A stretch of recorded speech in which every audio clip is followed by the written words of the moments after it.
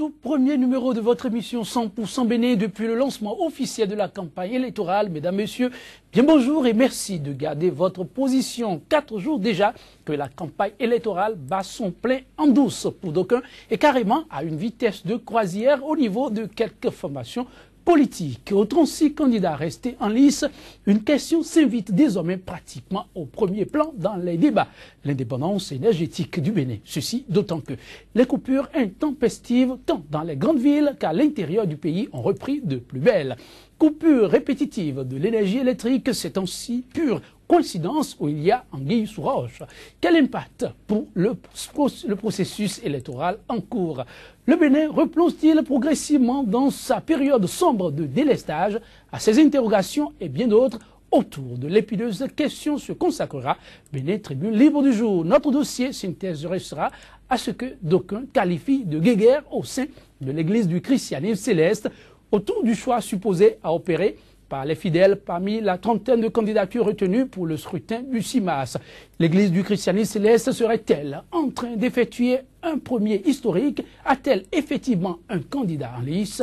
Pour lever un coin de voile sur ces questions essentielles qui taraudent bien des esprits, la fine fleur de l'Église a certifié toute sa disponibilité à nous rejoindre sur ce plateau. La parole sera donc donnée en son temps à Antoine Sokenou, porte-parole de la JCCB, la jeunesse chrétienne céleste du Bénin. Mais avant de le retrouver, l'instant revue des titres des journaux. Comme de coutume, le lundi, je me retourne vers Johannes Towanou pour la revue des titres des journaux. Johannes, bonjour.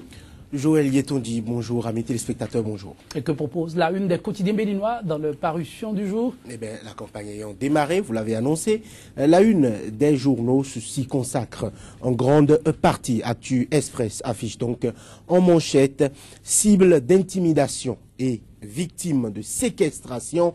Savaï Kate réaffirme son engagement pour le triomphe des nobles idéaux de Sébastien à Javon. Cocorico Info. Sébastien à Javon en campagne électorale. Avant mai 5 ans, on n'aura plus de délestage parce que la solution existe. Supposé soutien à Lionel Zinsou, démenti formel de l'Église du christianisme céleste. Le Parti national couronne soutien à Javon. Kini, scrutin du 6 mars prochain, l'appel de Koupaki aux électeurs. La boussole, interdiction de meetings et autres abus de pouvoir contre les candidats de l'opposition quand la mouvance révolte le peuple et réduit les chances de son candidat. Le cas ABT hier à Parakou montre que la liberté n'est toujours pas encore totale au Bénin. Utilisation des moyens de l'État à des fins politiques par le candidat Lionel Zinsou, un citoyen s'indigne et saisit la haute juridiction. La nouvelle tribune, présentation des projets de société sur l'ORTB, premier test réussi pour Talon. En tournée au nord, il conquiert Sinandé, Gogounou, Kandi et Segbana. Présidentielle 2016, toujours avec la nouvelle tribune, Paou opte pour un Bénin uni et triomphant avec ABT. Le confrère de la matinée, présidentielle 2016, moi, président sur l'ORTB hier, Sébastien Ajavon, pragmatique, concis et cohérent. AEG n'a pas verbiagé, il a convaincu les Béninois. Délestage, tous azimuts à Cotonou, le gouvernement prépare-t-il psychologiquement à accepter un coup? S'interroge le confrère. Flou autour de l'entreprise en charge de la confection des cartes d'électeurs au Bénin. Une structure fantôme pour mettre le pays à feu, s'interroge toujours le confrère de la matinée. Le grand matin, démarrage de la campagne pour la présidentielle. Les candidats les plus actifs sur le terrain, hommes d'affaires et politiciens, rivalisent d'ardeur avec la photo des 5 grands candidats, selon le grand matin. Pour le lancement officiel de sa campagne, l'avion Biotchané interdit, l'avion de Biotchané interdit d'atterrissage à Parakou. Le matin, grand oral des candidats sur l'ORTB, Talent, une vision qui séduit. Et puis, déclaration de Lionel Zinsou lors du lancement de son projet de société, l'Afrique appartient aux Africains. Le pays émergent, passage du candidat ASG sur l'ORTB hier, Sébastien Javon convainc les Béninois par son projet de société ambitieux. Et puis, pour son soutien à Sébastien Adjavon, l'honorable Sabaï Kate, victime de kidnapping. Les explications de Rachidi Badamassi, c'est à retrouver dans les colonnes du pays émergent. L'économiste, gouvernance du Bénin, la vraie rupture selon Valentin Agon. L'événement précis, campagne électorale, l'avion de Biotiané interdit d'atterrir à Parakou. Et puis présidentielle 2016, talent à Sinandé, Gogounou, Kandi et Segbana. Face à face ANCB, candidat à la présidentielle, une initiative salutaire de Lucas Trokpo et de ses collègues. Maire présidentielle 2016, toujours avec l'événement précis, Mathurin Kofi Nago, Sophia Tchanou et autres galvanisent les troupes de Sébastien Adjavon. L'expression, présentation de son projet de société, talent enfin sur l'ORTB, il lance sa campagne dans le Septentrion. Libération, ouverture officielle de la campagne électorale, la démonstration de force de Koupaki à Cotonou, la position du candidat du peuple par rapport aux cartes d'électeurs. Et puis campagne électorale, Mathurin Nago mobilise les enseignants de l'Okosa pour Adjavon. L'opinion aujourd'hui, présidentielle 2016, Lionel Zinsou, des ambitions claires pour les jeunes et les femmes. Et puis distribution des cartes d'électeurs et grogne des agents. Le coordonnateur Kassimou Tchabi désamorce la bombe. Les agents distributeurs seront payés à 2500 francs le jour. Les populations du Borgou, de la Liborie, du littoral et de l'Atlantique sont invitées à sortir massivement et les électeurs du département du Zou bientôt servis. La nouvelle génération présidentielle de 2016, Zinsou promet 350 000 emplois directs en 5 ans. Présidentielle du 6 mars 2016, toujours avec la nouvelle génération, Nago rallie les enseignants de l'Okosa à ASG. Puis affaire Sabaï Kate, le camp Adjavon parle de kidnapping et de séquestration. La partie Yahi crie à l'intox et à la fabulation. L'intéressé même dit être en famille et appelle ses compatriotes au calme et à la sérénité. Puis avec le soleil levant pour boucler cette première partie de la revue, tournée de prise de contact de l'homme de Diefa avec les populations du littoral, tout Cotonou applaudit le choix de Sébastien Germain Adjavon. Et puis distribution sélective des cartes d'électeurs dans l'Atlantique. Les jeunes de Calavi s'insurgent contre les manœuvres de CNT. Jeunesse Torano, merci. Prochain rendez-vous en votre compagnie dans une trentaine de minutes. En attendant, l'heure est à la deuxième rubrique de cette émission, Bénin Tribune Libre, le débat matinal consacré à l'analyse de l'actualité béninoise. C'est juste après cette bande annonce. Sika TV fait escale au Bénin. Pendant toute la période électorale, retrouvez désormais sur votre chaîne panafricaine un programme matinal dénommé 100% Bénin, exclusivement consacré à l'actualité sociopolitique au Bénin. Pendant 2 heures, la politique, les questions de société et les grands dossiers de l'heure seront décryptés avec des éditorialistes, des professionnels des médias, des acteurs politiques et membres de la société civile. 100% Bénin sur Sika, c'est une fenêtre ouverte sur l'actualité au Bénin du lundi au vendredi de 7h à 9h, heure de Cotonou. 100% Bénin, c'est désormais sur Sika, le vrai visage de l'actualité en Afrique. Sur ce plateau de Bénin Tribune Libre, 2 hommes de la plume qui ont tous troqué leur manteau de journaliste contre celui d'animateur de la vie politique. Peut-être l'instant de la campagne. En tout cas, ils nous le diront en fin d'émission. Je vais nommer Ludovic Guédénon, activiste politique militant de l'Alliance FCBE-RB-PRD pour l'élection de Lionel Zinsou. Ludovic Guédénon, bonjour. Bonjour, cher ami Joël. Et merci pour l'invitation. C'est moi qui vous remercie. En face de lui, donc la Mabalo, il n'est plus à présenter sur ce plateau, mais il intervient cette fois-ci en qualité de porte-parole du candidat Sébastien Adjavon. Donc la Mabalo, bonjour. Bonjour Joël, bonjour Ludovic et bonjour à tous les téléspectateurs.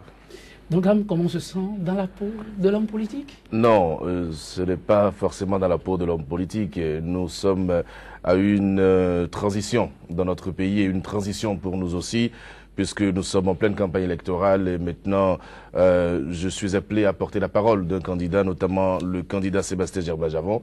C'est un exercice que j'apprécierai au fil du temps, mais vous saurez désormais que les prises de position qui seront les miennes seront celles du candidat. Ludovic Guédénon, une expérience enrichissante qui donne beaucoup d'engouement. Merci Joël. Je crois que pour ma part, il est d'ailleurs trop prétentieux de me faire attribuer un statut d'activiste politique ou de militant. Je suis dans une position, je suis citoyen, je suis dans une position de préférence d'un candidat aux 20 quelques autres. Et ça ne m'attribue pas forcément un statut d'acteur politique. Je laisse la politique à ceux dont c'est la profession. Je suis dans un rôle d'appui. D'appui. Merci. Et juste pour accompagner un homme qui Voilà. inspire.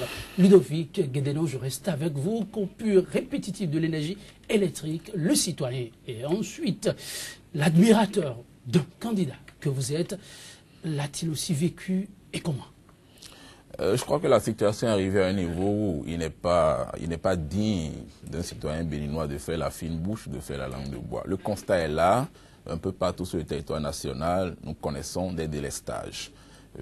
À Parakou, à Cotonou où je réside, Parakou parce qu'il n'y a pas longtemps j'y étais, et donc le constat est là, nous connaissons des délestages. Mais de quel fait le débat nous permettra d'élucider ça. Merci bien. Donc, Lama Balo, c'est aussi le constat de votre côté. Vous vivez aussi la chose? Absolument. Et le constat n'est pas que au niveau de Ludovic, le constat est au niveau de tous les Béninois. Vous savez très bien que depuis des années, et ça, je dois être juste et honnête en disant que ce n'est pas systématiquement l'apanage du régime actuel. Nous connaissons la situation de difficulté en énergie électrique depuis les indépendances. Seulement que les politiques qui ont été appliquées jusqu'à présent n'ont pas permis de résorber ce problème. Et chaque jour, nous nous posons la question de savoir si finalement on aura une solution pour la situation du délestage au Bénin. Ce qui nous inquiète un tout petit peu, c'est que nous sommes dans une période très sensible et nous nous posons mille et une questions. Pourquoi est-ce que subitement le délestage revient dans cette période sans que aucune autorité officielle ne nous dise réellement quelle est la situation? Aucune autorité ne nous donne un plan de délestage. Nous nous retrouvons à des heures précises à avoir de longues coupures d'électricité. Je souhaite simplement, et le candidat Sébastien Germain-Javon souhaite que cette période ne soit pas une période de tension, que cette période ne puisse pas amener les uns et les autres à penser que les coupures actuelles sont un plan ourdi contre le système électoral. En tout cas, nous pensons que ce n'est pas le cas et nous espérons que les choses vont se dérouler dans de très très bonnes conditions pour que au soir du 6 mars 2016, que tout se passe dans de très bonnes conditions, mais surtout avec la lumière et une très bonne lumière. Ludovic, vous vivez aussi l'événement comme un fait subi où il y avait des signes annonciateurs quand même pour le citoyen que vous êtes. Je crois que depuis les années 98-99, le vocabulaire délestage est entré dans le langage des Béninois. Je me rappelle, c'était une vacance à Cotonou où les Cotonouais étaient surpris de découvrir ce phénomène-là. Les soirs, il fallait voir les gens sortir leurs nattes pour pouvoir être à l'abri de la chaleur. Et donc, depuis lors, chaque année, pratiquement, je crois que nous connaissons ce phénomène. Et comme donc là me l'a rappelé tantôt, ce n'est pas un fait nouveau. Et donc, il y a plus d'années depuis cette période-là où nous n'ayons pas de délestage. Peut-être les années les plus aiguës, les unes plus aiguës que les autres. Alors, la période dans laquelle nous la connaissons, c'est sensiblement la période dans laquelle nous sommes actuellement. Et donc, que la période en 2016 soit sensible ou non, il est un fait que dans cette période-là, chaque année pratiquement, nous connaissons le phénomène. Malheureusement, en 2016, cette période doit connaître un événement important. Un événement au cours duquel, peut-être à partir de 21h ou de 22h, le 6 mars prochain, le candidat d'Oclam et d'autres candidats auront besoin de surveiller la sécurité, de surveiller leur vote ou la qualité de suffrage que leurs militants leur ont apporté. Hélas. Alors, je me rappelais qu'en 98-99 déjà, le vocabulaire entrait dans nos langages. Mais la demande en énergie électrique en ce moment-là, et même pendant 5 années après, n'est pas forcément la même qu'aujourd'hui. Moi, Ludovic Guédénon, l'utilisation que je fais du climatiseur aujourd'hui, ce n'est pas celle que j'en fais il y a 10 ans. Et peut-être que, comme moi, beaucoup d'autres citoyens ont accru en utilisation d'énergie électrique. La quantité que nous produisons en repli du Bénin n'a forcément pas connu un accroissement. Les quantités que d'autres pays nous apportent, lesquels pays ne sont d'ailleurs pas à l'abri de délestage. Vous allez au Ghana qui nous donne du courant. Vous allez en Côte d'Ivoire qui mutualise avec le Ghana pour qu'on en ait. Vous allez au Nigeria qui nous en donne par 2 ou 3 entrées. Ils ne sont pas à l'abri du délestage. Donc, nous ne sommes pas non plus ça va être très miraculeux que le Bénin en soit à l'abri. Et donc c'est un fait. Et ce fait déjà lié au coût d'eau qui baisse ou le niveau d'eau qui baisse ou qui monte dans les coûts d'eau par lesquels on produit l'énergie électrique, croisé avec la crise du pétrole que connaît la plupart des pays producteurs. Je lisais sur une bande défilante d'informations sur votre chaîne, pas plus tard qu'hier nuit, que le président nigérian doit être au Brésil ou non, en Arabie pour des questions de pétrole. Et donc ça court partout. Le pétrole n'en produit pas, qui est une source de production d'énergie également. Donc le constat, il est là. C'est que les sources de production d'énergie électrique n'ont pas amélioré, n'ont pas augmenté leur niveau de production. La demande en énergie électrique est devenue plus forte pour ce qui concerne notre pays, compte tenu du niveau de développement. Et donc, nous sommes dans le cycle. Alors, le régime actuel, le régime du président Boni Yayi, depuis qu'il est arrivé, a certainement promis de résoudre le problème. A fait jusque-là ce qu'il a pu faire, notamment bâtir les fondamentaux qui permettront une meilleure production dans les années à venir. Désormais, il est possible au privé de se mettre dans ce secteur qui jusque-là était exclusivement l'apanage de l'État. Et donc la concurrence est ouverte. Un opérateur privé, béninois ou étranger, qui a envie de produire de l'énergie au Bénin pour la redistribuer aux citoyens béninois est capable de s'installer. Les règles sont établies. Il y a un document de charte ou de règlement intérieur pour pouvoir réguler. Voilà. Il y a un acte de régulation. Il y a une autorité qui est installée pour pouvoir aider à la régulation du secteur. Parce que certainement beaucoup de désordre dans le secteur. Qui fait quoi, quel acteur joue quel rôle. Donc ça également c'est fait. Mais les effets de ces réformes ne peuvent pas s'opérer les années pendant lesquelles elles ont été mises en place. Nous allons espérer et que la veille citoyenne se fasse pour que dans 2 ans, dans 5 ans, dans 10 ans, nous commencions par avoir les fruits de ces réformes qui ont été des plaidoyers de tout le temps. Nous sommes sur une chaîne dont certainement les promoteurs n'ont pas manqué de participer à ces plaidoyers-là. Ils doivent être heureux aujourd'hui que ces choses commencent par prendre corps. Il nous reste à faire la veille pour que ça ne reste pas un acte abandonné, parce qu'il y aura forcément des réfractaires, des résistants à ces réformes-là. Donc nous devons aider à les contenir pour que ça puisse permettre un meilleur épanouissement. Et parlant justement de ces réformes, on se rappelle quelques mesures palliatives phares qui découlaient de la proposition du ministre d'antan de l'énergie, je vais nommer Barthélémy Cassa, qui a donné de l'espoir à plus d'un. Ces mesures n'ont-elles pas véritablement prospéré? C'est ce que j'expliquais tantôt. En matière de gouvernance d'État, les mesures n'ont pas leurs effets le jour où elles sont prises. Et la durée de prise d'effet devient plus longue lorsque rien n'est fait pour faire la veille autour. Le ministre Cassa a pris les initiatives qu'il a prises. Un peu la veille. La gouvernance est une affaire de continuité, il n'est plus là certainement. D'autres sont là pour continuer l'œuvre. Si ceux qui sont arrivés n'ont pas la volonté de poursuivre, s'il n'y a aucune pression de la société ou des citoyens pour les obliger à continuer, tant est qu'on est convaincu que ce qu'il a entrepris était le meilleur pour le pays, ça va rester.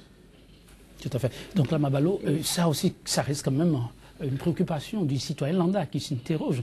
C'est vrai, il y avait des mesures phares qui avaient été prises. On a espéré que, eh bien, pour une fois peut-être, le Bénin va commencer par sortir de l'auberge. Après, plus rien.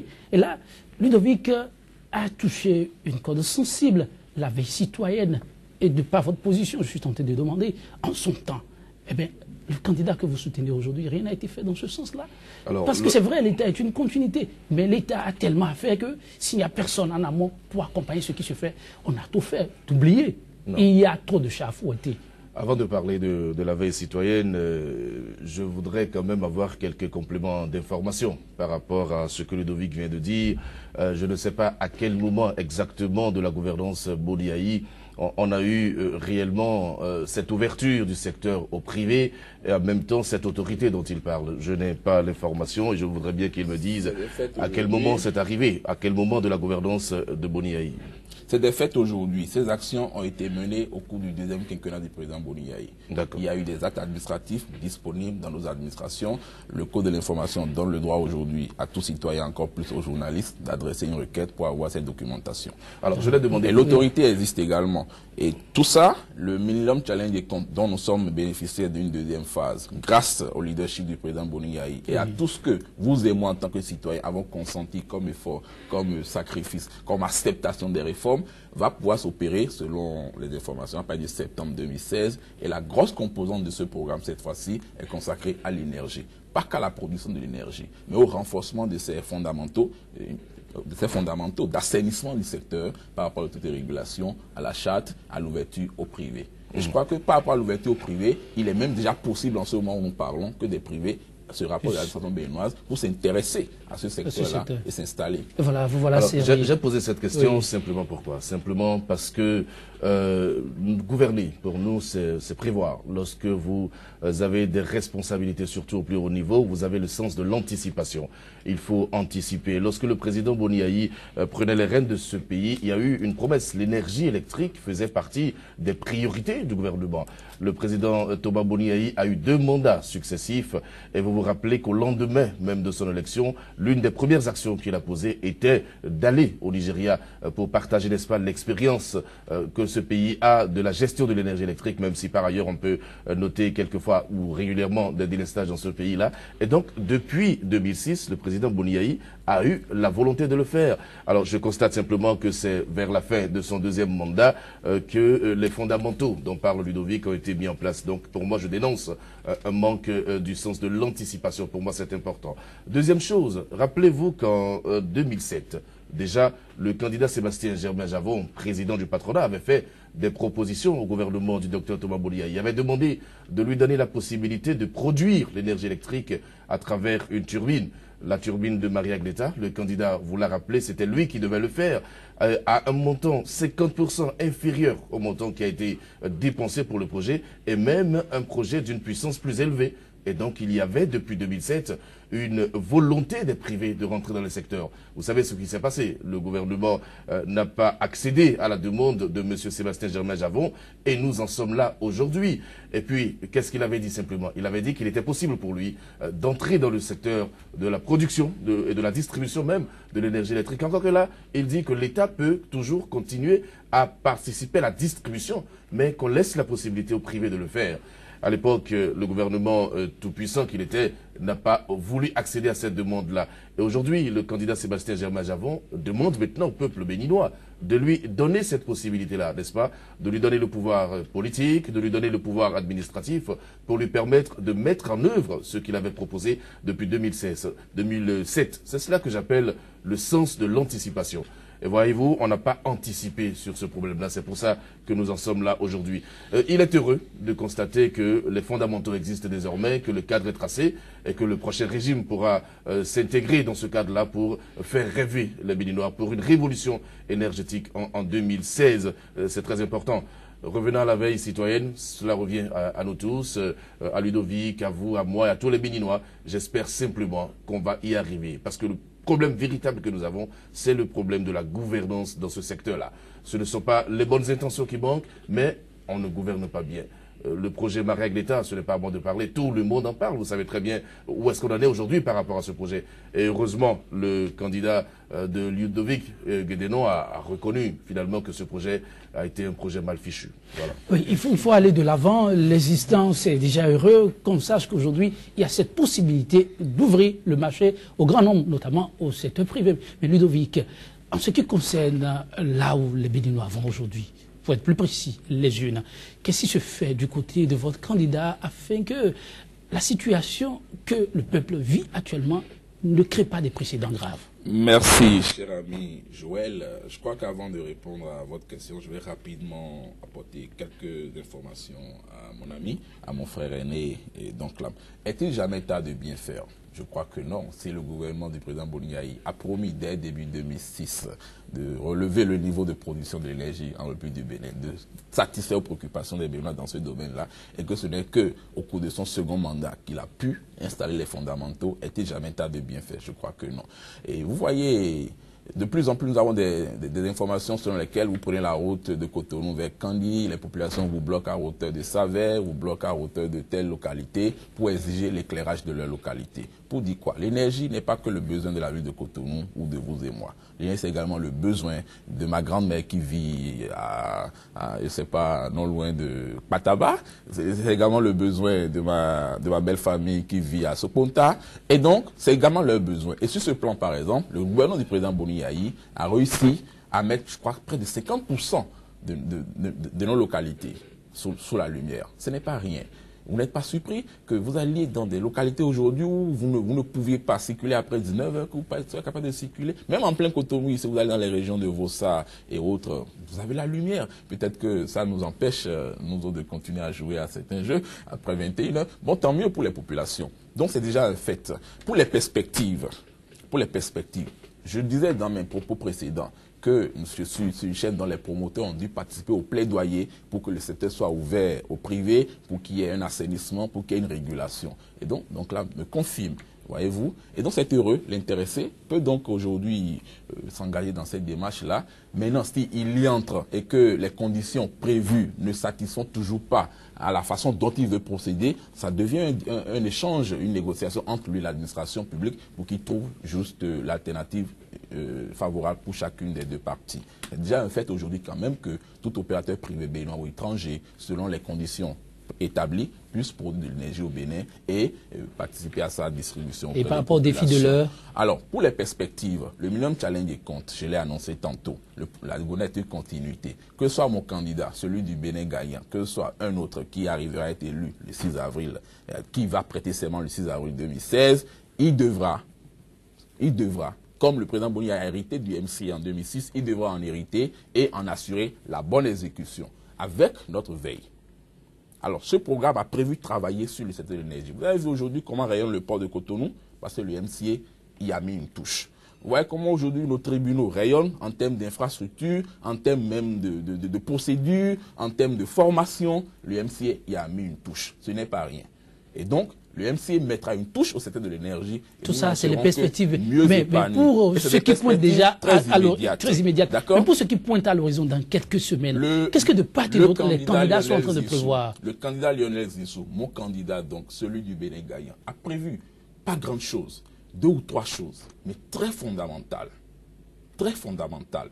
Le développement de l'énergie solaire. Aujourd'hui, l'énergie solaire est une alternative à laquelle aucun pays ne peut tourner dos, pas moins nos pays en voie de développement. Et donc ça, il y est au cœur et il prévoit le déployer. Le candidat allait jusqu'à proposer une déconcentration de la gestion de l'énergie. Confier aux communautés, confier aux mairies, aux communes, donc au gouvernement de base, de pouvoir s'impliquer dans cette activité-là. Ça fait déjà 2 choses que je vous donne. Et ensuite, il indique qu'il produira 1000 mégawatts complémentaires d'énergie. Il n'a pas été prétentieux de dire je vais faire produire 3000, je vais faire produire 5000. 1000 mégawatts. C'est de ça qu'il est capable. Donc là, et pour parler de Maria Gleta, je ne l'avais jamais entendu par le passé sur Maria Gleta. La seule fois, la première fois où je l'ai entendu dessus, il a dit c'est un échec. Et pour celui dont vous avez donné le nom tantôt, qui avait proposé le faire, il a donc dû croiser les acteurs du premier rang de ce projet, il doit pouvoir les identifier aujourd'hui pour nous dire, en dehors de l'État central qui doit tout endosser, voici nos concitoyens béninois qui ont conduit à cet échec-là, qui ont conduit à ce crime-là et exigé contre eux des sanctions. Et je l'attends. Donc, celui dont vous parlez, attendez, d'une minute, celui dont je parle s'appelle Sébastien Germain Javon. Donc, clairement, c'est sûr, et ce n'est pas à lui, n'est-ce pas, de punir ceux qui sont criminels dans ce dossier. Non, pourquoi l'État a ses responsabilités? L'État connaît, votre candidat les connaît, le président Boniaï les connaît. Donc, aujourd'hui, ce n'est pas à M. Sébastien Germain Javon de montrer du doigt ceux qu'on doit punir. L'État doit pouvoir punir. Et lorsqu'on dit que... passe par là aussi. Non, qui sont ceux qui ont l'effectivité du pouvoir d'État? Mais si aujourd'hui il n'a pas l'effectivité du pouvoir d'État, il ne peut pas nous les identifier. Lorsqu'il aura le pouvoir, parce que c'est une continuité, l'État étant responsable de tout et devant sanctionner de tout, lorsqu'au 6 avril prochain il va être installé, il sera donc appelé à les sanctionner. En ce moment, il va finir par les identifier. En ce moment, si aujourd'hui il n'a pas la possibilité de nous les identifier. Vous avez le pouvoir politique et le pouvoir administratif. Donc vous connaissez ceux qui sont impliqués dans le dossier de Maria Gleta. Mais sanctionnez-les. C'est aussi simple que ça. Pourquoi vous allez attendre d'un citoyen? Non, pourquoi vous voulez attendre d'un citoyen de vous montrer du doigt ce que vous devez sanctionner? Moi, je pense que c'est une fuite de responsabilité. Lorsqu'on le dit comme ça, le candidat Lionel Zissou, on nous a rappelé que depuis 2006, il était conseiller spécial du président de la République. Alors s'il avait tous ses projets en matière d'énergie, pourquoi est-ce qu'à l'époque, il n'a pas conseillé ça au président Boniaï pour que le président Boniaï puisse appliquer ça? Ce n'est pas maintenant qu'il est candidat à l'élection présidentielle qu'il viendra nous proposer ce que Ludovic dit là. Le conseil n'est pas toujours écouté. Non, le conseil n'est pas toujours écouté. Mais laissez-moi, je vous ai écouté lorsque vous parliez, donc je crois qu'il vaut mieux se laisser aller jusqu'au bout. Et donc, je pense que si c'était aussi facile que ça, le candidat Lionel Zirsou aurait au moins commencé certaines choses depuis 2006, puisqu'il se réclame d'être au Bénin depuis 2006. Pour moi, c'est important. Alors, lorsqu'on parle également il n'est jamais trop tard pour bien faire, je suis d'accord avec cette assertion, mais nous sommes ici avec un mandat que vous avez. Et lorsque vous avez un mandat qui n'est pas extensible, qui n'est pas très long, il est tard pour faire certaines choses. Moi, j'ai compris à l'arrivée du président Boni que c'était une priorité pour lui, la question de l'énergie. Et donc, je constate malheureusement que ça n'a pas été une priorité, puisque c'est en fin de mandat qu'on a mis les balises, qu'on a mis les fondamentaux. On devrait pouvoir le faire depuis des années, aux premières heures du régime. Ça n'a pas été fait. Donc, dire qu'il n'est jamais trop tard pour bien faire, on peut être d'accord, mais il y a des limites par rapport à ça. Deuxième chose, on dit que les populations dans certaines régions bloquent les voies pour réclamer l'eau et l'électricité. Ça veut dire quoi? Ça veut dire qu'il y a eu un échec dans le domaine. Ça veut dire que les populations n'ont pas eu l'eau et l'électricité. Et si aujourd'hui, les populations profitent de l'élection pour barrer les voies, réclamer l'eau et l'électricité, on doit pouvoir tirer les conclusions pour dire que les gens attendent encore ça. Et je vais vous dire une chose, ça fait même partie de certaines manœuvres dilatoires, manœuvres politiques. Est-ce que vous savez qu'on barre les voies pour réclamer l'eau et l'électricité parce qu'on veut empêcher certains candidats d'aller dans certaines régions? C'est aussi clair. Vous êtes sûr de ce que vous dites là? Ce que je vous dis, on va vous le confirmer. Lorsque certains candidats faites justement la lecture, pourquoi on ne barre pas la voie pour réclamer l'eau et l'électricité lorsqu'il s'agit de Lionel Zirsou qui va dans certaines régions, ou lorsqu'il s'agit de Boni qui va dans certaines régions? Mais répondez-moi, pourquoi on ne le fait pas? Pourquoi on le fait lorsqu'il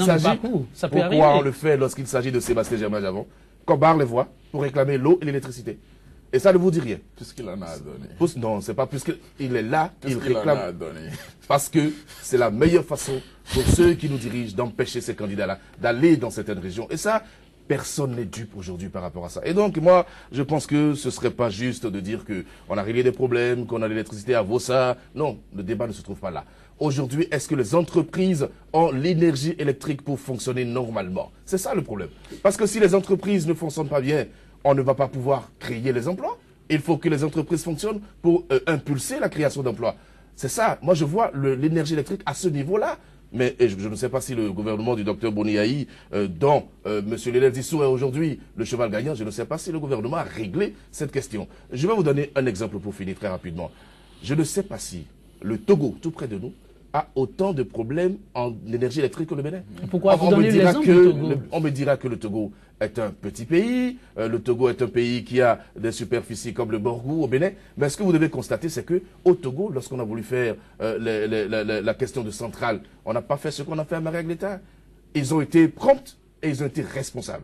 Il y a une question de gouvernance. Et aujourd'hui, vous n'avez pas les coupures intempestives au Togo comme on en a au Bénin. Ah bon? C'est une question de gouvernance, c'est de responsabilité. Indépendance énergétique au Bénin. Donc la Mabalo, de l'autre côté, on me fait savoir que le temps est complètement parti. C'est un dossier épineux. Avec votre permission, Ludovic, on y reviendra.